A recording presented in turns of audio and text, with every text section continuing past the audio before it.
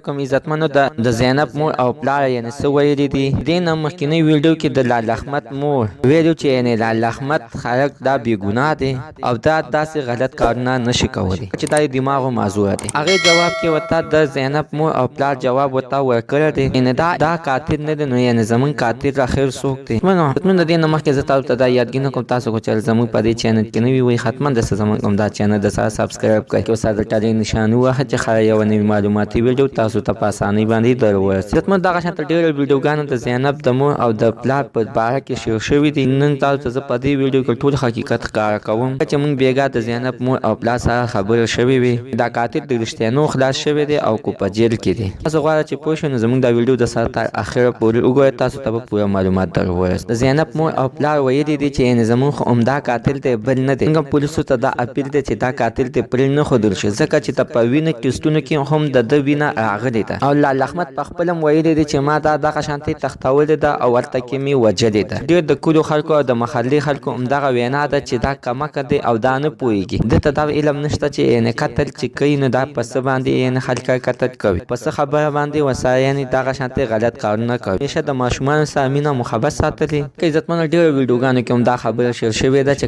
قاتل د زینب مور او پلار معاف کړی دی خو عزتمنو دا خبره مکمل دروغ ده. تر اوسه پورې یعنې نه دی معاف کړی او نه یې معاف کوي. تر اوسه پورې د 400 په جیل کې پروت دی. مالدان ته یې لېږلی او 302 کې پروت دی. ټول عمر قیدي دی. چې ژوندی وي دا به هېڅکله خلاص نه کړل شي. خو د زینب مور او پلار د خیبر د پښتونخوا د حکومت نه همدغه غوښتنه کړې چې د زینب د قاتل د سرعام د 400 په چوک کې سرعام د پانسي کړل شي ځکه چې په 400 په سیمه کې دا په دې کال کې د 15 کیس ته چې کېږي او یو قاتل تر اوسه پورې نه دی پانسي شوی او جیلونه یې نه ډک کړي. عزتمنو تاسو نه ټولو نه دغه غوښتنه ده چې حتما نسایح خپله رایې په کمنټ کې شریکه کړه چې دې کس ته د پانسي ورکړل شي او که نه ټول عمر دې په جیل کې ساتلی شي. نننۍ معلومات د دې پورې د نوي معلومات لپاره زموږ همدا چینل د سره سبسکرایب کړئ خوا کې ورسره د ټالۍ نښاني ووهئ چې ښایي یوه نوي معلوماتي ویډیو تاسو ته په اسانۍ باندې در ورسیږي.